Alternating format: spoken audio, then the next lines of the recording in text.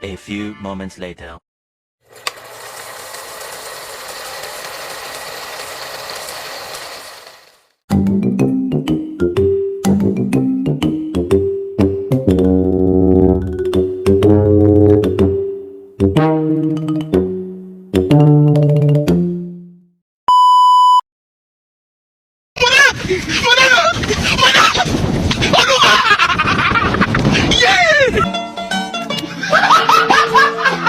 Are you reading? Aye, aye, Captain! I can't hear you. Aye, aye, Captain! Oh!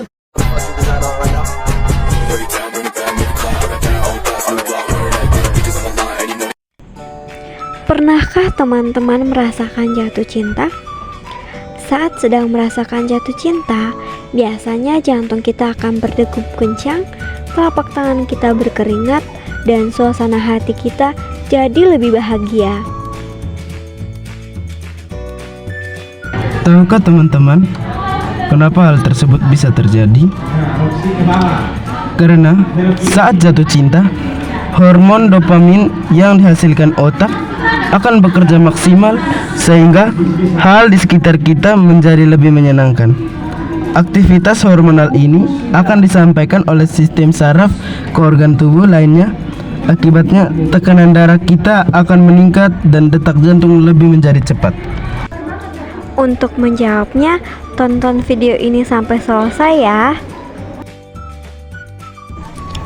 Otak, jantung, hati, dan berbagai hormon saat kita jatuh cinta tadi saling bekerja sama membentuk sistem koordinasi. Sistem koordinasi ini melibatkan sistem saraf, hormon atau endokrin, dan sistem indera yang mengatur kegiatan organ-organ tubuh kita.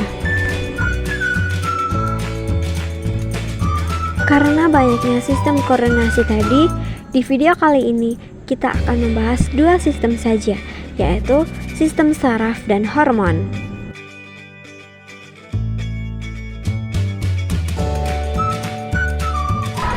Kita mulai dari sistem saraf. Sistem saraf di tubuh kita tersusun atas jutaan sel saraf atau neuron. Setiap unit neuron terdiri dari dendrit, badan sel, nukleus, neurit atau akson, sel sekuan, selubung mielin, nodus Ranvier, dan sinopsis antara neuron satu dengan neuron lainnya dihubungkan oleh sinapsis. Perjalanan impuls dimulai dari dendrit, dikirim ke badan sel, diteruskan ke neurit atau akson, dan impuls mengalir di sepanjang akson untuk seterusnya diantarkan ke neuron lain oleh akson. Setiap bagian neuron memiliki fungsinya masing-masing. Dendrit bertugas untuk menerima impuls dan mengantarkannya ke badan sel. Badan sel akan menerima impuls dari dendrit dan meneruskannya ke akson. Dalam badan sel terdapat nukleus untuk mengatur semua aktivitas sel. Akson atau neurit akan menerima impuls dan mengantarkannya ke neuron lain. Nodus Ranvier yang terdapat di sepanjang akson akan mempercepat pengantaran impuls berguna untuk menyediakan makan bagi akson, sedangkan selubung mielin yang membungkus akson akan melindungi akson dan memberi nutrisi bagi neuron yang ada. Ada 3 macam neuron berdasarkan fungsinya, yaitu neuron sensorik atau aferen, neuron motorik atau eferen, dan neuron asosiasi atau penghubung. Macam-macam sel saraf. Neuron sensorik menghantarkan impuls dari reseptor ke sistem saraf bersyarat pusat. Organ reseptor adalah alat indera. Neuron motorik menghantarkan impuls dari sistem saraf pusat ke efektor, atau organ efektor adalah otot dan kelenjar. Yang ketiga, menghubungkan neuron sensorik dan neuron motorik, terdiri dari otak dan tulang sumsum belakang. Selanjutnya kita masuk ke dalam struktur otak. Ada beberapa bagian. Yang pertama cerebrum atau otak besar, thalamus, hipotalamus, kelenjar pituitari itu termasuk dalam diencephalon atau otak depan. Selanjutnya mesencephalon atau otak tengah, cerebellum otak kecil, pons, dan medulla oblongata. Lanjut kita bahas mengenai otak besar. Otak besar berfungsi untuk yang pertama, pengatur kepandaian atau inteligensi. Yang kedua sebagai daya ingatan atau memori. Yang ketiga kesadaran. Yang keempat pertimbangan. Dan kelima gerakan yang disadari. Mari kita masuk ke dalam bagian-bagian otak besar. Setiap belahan otak besar terdiri dari 4 lobus. Yang pertama, lobus frontalis sebagai pengendali otot rangka dan tempat terjadinya proses intelektual. Yang kedua, lobus occipitalis itu sebagai pusat penglihatan. Yang ketiga, lobus temporalis itu sebagai pusat pendengaran, penciuman dan pengecap. Yang keempat, lobus pariettalis sebagai pengatur perubahan kulit dan otot. Yang kedua, otak depan atau diencephalon terdiri dari hipotalamus dan talamus. Yang kedua, hipotalamus berperan dalam mengatur suhu tubuh, rasa lapar, dan rasa haus. Yang ketiga, talamus berperan dalam pengaturan perasaan dan gerakan. Yang ketiga, otak tengah atau mesencephalon berfungsi untuk yang pertama mengatur gerakan refleks mata, yang kedua mengontrol pendengaran. Yang keempat, otak kecil atau cerebellum. Otak cerebellum terletak tepat di bawah bagian posterior otak besar. Pada bagian paling bawah terdapat jembatan farol. Yang ketiga, berfungsi untuk mengatur keseimbangan gerak, koordinasi gerak otot dan posisi tubuh. Yang kelima, jembatan farol atau pons faroli. Jembatan farol berfungsi untuk mengantarkan impuls otot-otot bagian kiri dan kanan tubuh. Yang kedua, menghubungkan otak besar dengan otak kecil. Yang keenam, sumsum lanjutan. Sumsum lanjutan merupakan lanjutan otak yang menghubungkan otak dengan sumsum tulang belakang. Sumsum lanjutan berfungsi untuk mengatur denyut jantung, mengatur pelebaran dan penyempitan pembuluh darah, mengatur gerak alat pencernaan, mengatur sekresi kelenjar, mengatur bersin, sendawa, batuk dan muntah, dan yang terakhir mengatur gerak alat pernapasan. Sistem saraf tepi. Saraf tepi menghubungkan semua bagian tubuh dengan pusat saraf. Berdasarkan tempatnya, sistem saraf tepi terdiri atas saraf kranial yang berjumlah 12 pasang dan saraf spinal 31 pasang. Saraf kranial berasal dari otak, saraf spinal berasal dari sumsum tulang belakang. Cabang-cabang saraf spinal mempersatukan seluruh otot terangka dan kulit kita. Bagian-bagian saraf tepi. Berdasarkan letaknya, saraf kranial berjumlah 12 pasang. Saraf spinal berjumlah 31 pasang, terdiri dari 8 pasang saraf leher, 12 pasang saraf punggung, 5 pasang saraf pinggang, 8 pasang saraf pinggul, dan sepasang saraf ekor. Sedangkan saraf kranial. Sistem saraf kranial. Ini nama saraf: 1 olfaktori, 2 optik, 3 okulomotor, 4 troklear, 5 trigeminal, 6 abdusen, 7 fasial, 8 auditori, 9 glossopharyngeal, 10 vagus, 11 aksesoris spinal, 12 hipogloss. Sistem saraf tepi. Sistem saraf tepi berdasarkan fungsinya dibagi atas sistem saraf somatik dan sistem saraf otonom. Sistem saraf somatik atau saraf sadar mengatur gerakan yang disadari. Contohnya adalah gerakan kaki melangkah. Berdasarkan arah impuls yang dibawanya, saraf somatik dibagi menjadi 2, yakni yang pertama sistem saraf aferen membawa impuls dari reseptor ke saraf pusat.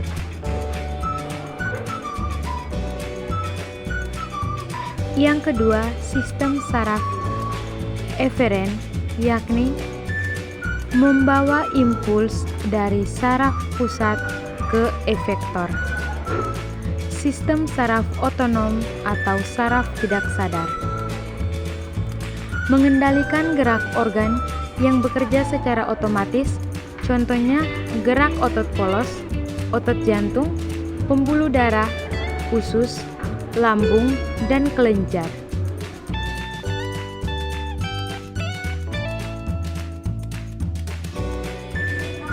Sistem saraf otonom terdiri dari 1. Saraf simpatik, 2. Saraf parasimpatik. Keduanya bekerja secara berlawanan. Dan inilah fungsi kerja saraf parasimpatik dan saraf simpatik yang saling berlawanan. Setiap impuls yang menghasilkan gerakan akan membentuk dua jenis gerak, yaitu gerak biasa dan gerak refleks. Gerak biasa merupakan gerakan yang disadari. Contohnya seperti melangkahkan kaki ke depan, berlari, atau menyapu. Kita lihat mekanisme kerja gerak biasa. Hantaran impuls pada gerak biasa dimulai dari reseptor sebagai penerima rangsang. Impuls tersebut kemudian dihantarkan menuju neuron sensorik untuk kemudian diolah di otak. Respon dari otak oleh saraf motorik dihantarkan ke efektor sehingga terjadi gerakan.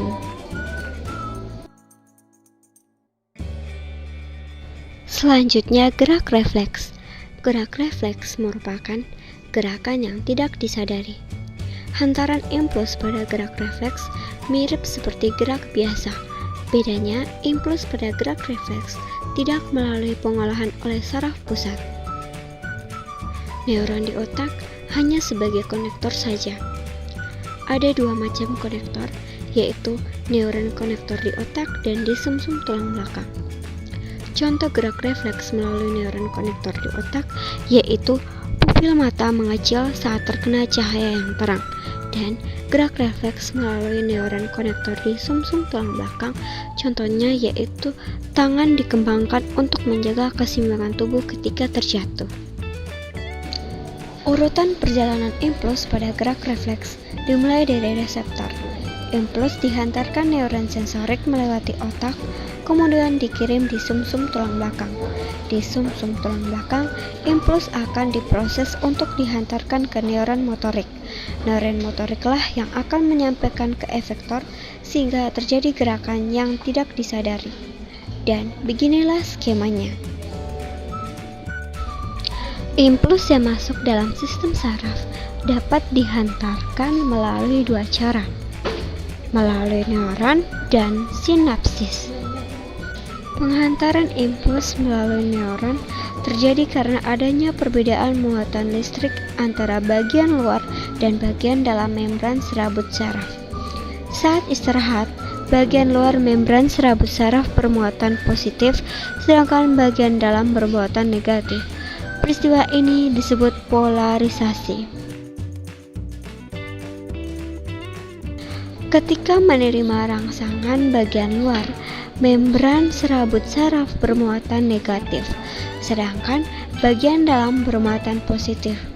Peristiwa ini disebut depolarisasi. Kemudian terjadi perpindahan aliran listrik dari negatif ke positif. Impuls akan diteruskan ke otak dan sumsum tulang belakang sehingga timbul respon.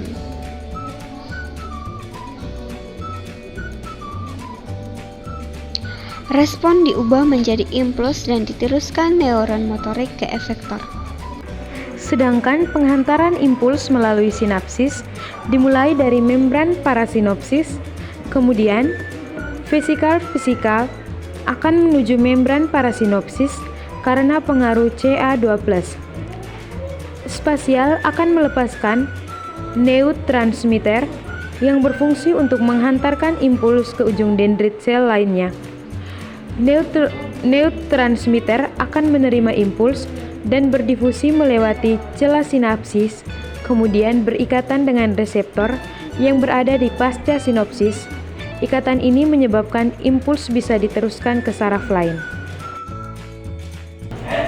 Nah, teman-teman, berikut ini catatan untuk penghantaran impuls melalui sinopsis. Sistem koordinasi yang selanjutnya yaitu sistem hormon. Hormon merupakan zat kimia yang dihasilkan oleh kelenjar endokrin. Kelenjar endokrin disebut juga kelenjar buntu karena hormon yang dihasilkan tidak dialirkan melalui saluran tertentu, tapi langsung melalui pembuluh darah. Fungsi hormon. Yang pertama, mempertahankan kondisi seimbang tubuh atau homeostatis. Yang kedua, mengatur pertumbuhan. Yang ketiga, mengatur proses reproduksi. Yang keempat, menjaga metabolisme tubuh. Dan yang kelima, membentuk tingkah laku. Dalam sistem hormon terdapat berbagai jenis kelenjar endokrin. Ada kelenjar hipofisis, hipotalamus, kelenjar pineal, kelenjar tiroid, kelenjar paratiroid, kelenjar timus, kelenjar adrenal, kelenjar pankreas, dan kelamin untuk testis pada pria dan ovarium untuk wanita. Mari kita bahas satu persatu. Yang pertama, hipofisis atau pituitary merupakan master of glands karena mempengaruhi aktivitas kelenjar lain. Terletak di dasar otak besar, terbagi menjadi beberapa bagian. Yang pertama, lobus anterior, intermedia, dan yang ketiga lobus posterior. Berikut ini adalah hormon-hormon yang dihasilkan oleh lobus anterior, intermedia, dan lobus posterior. Yang kedua yaitu tiroid atau gondok. Terletak dekat leher dan jakun. Kelenjar ini menghasilkan tiroksin yang berfungsi untuk mempengaruhi proses metabolisme pertumbuhan fisik, menurunkan kadar kalsium, dan mempengaruhi perkembangan mental. Yang kedua, triodotironin yang berfungsi untuk mempengaruhi distribusi air dan garam dalam tubuh. Kalsitonin memacu pengendapan kalsium dalam tulang. Selanjutnya, paratiroid atau anak gondok. Terletak di daerah dorsal kelenjar gondok. Menghasilkan paratormon, berfungsi untuk mengendalikan kadar kalsium dan fosfat dalam darah dan tulang.